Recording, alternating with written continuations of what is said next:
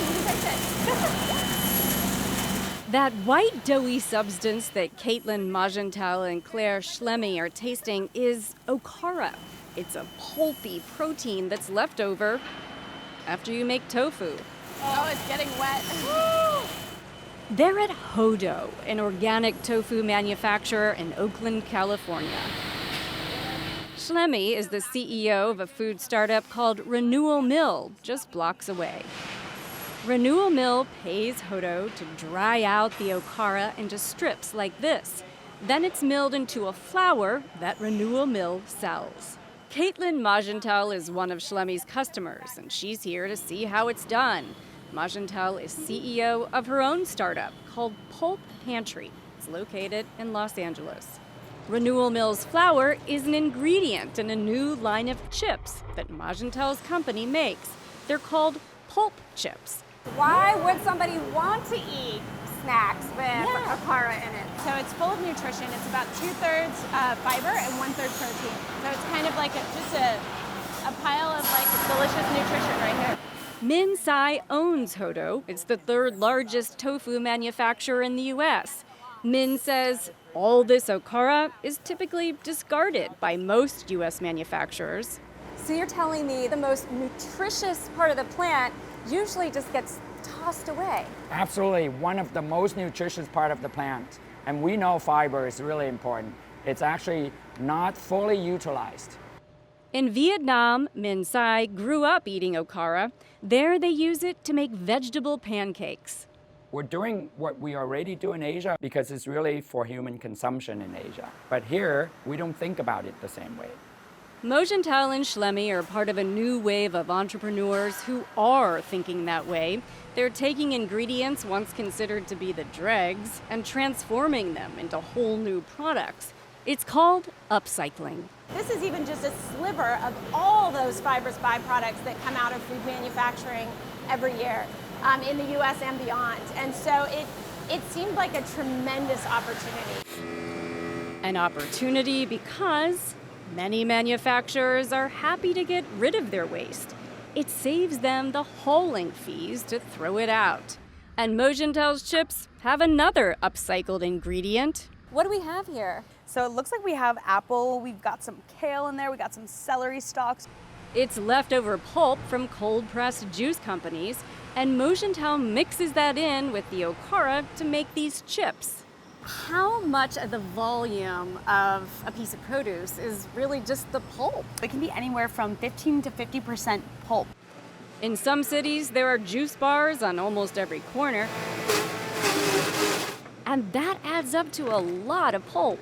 We've worked with juiceries that process millions of pounds of pulp a year, and some juiceries that process solely carrots and might produce 80,000 pounds of pulp a day. A lot of people struggle to find the end use for it.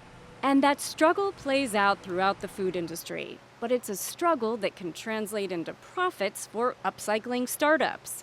One company, Barnana, is now a multi-million-dollar company that upcycles damaged bananas into snacks called Banana Bites.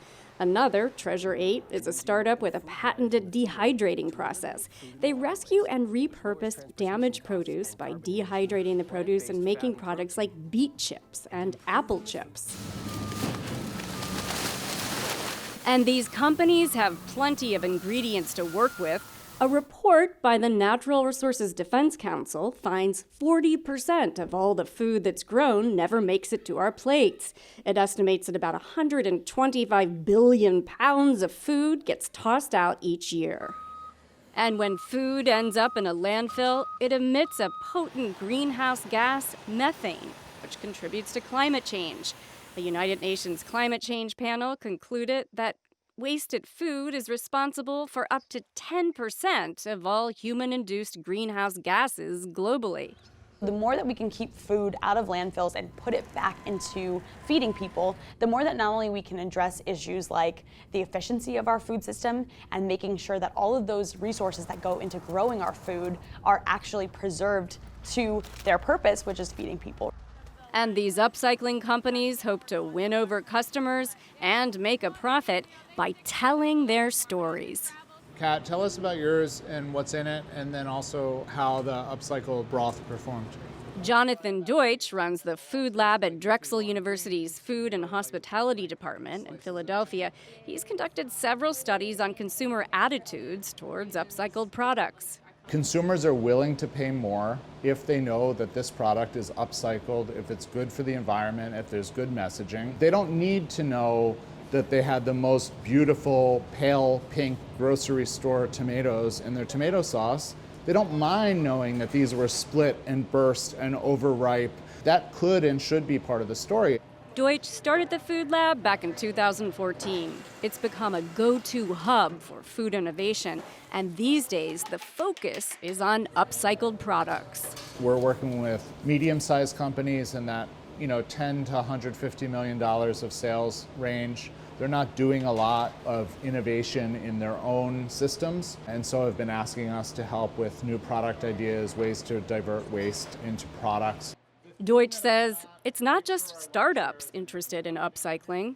We've seen a big increase in multinationals who have been interested in upcycling, in greening their own practices. Think of things like Lunchables, right? Things you could stack, put together. In class, Deutsch challenges his students to come up with new ways to use upcycled ingredients and create new products. Today, Kat Andres is working with the concentrated soup broth that Deutsch helped a company called Matriarch develop. It's made from discarded vegetable bits that the company buys from distributors.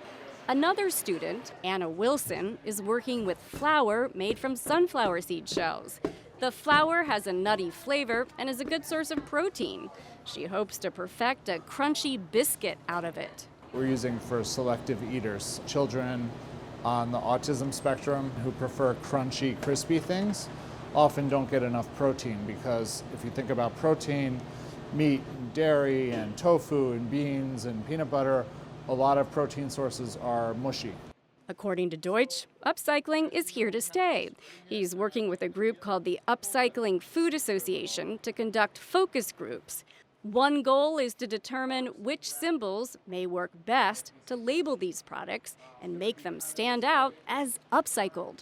Within a few years, upcycled won't be this quirky little corner of the food world, but you'll see a major cereal box or potato chip or pasta sauce manufacturer with a little upcycled logo, and it will be just as normal as seeing an organic logo. One study estimates that upcycled foods now make up a $46 billion market in the U.S., and industry experts expect it to continue to grow.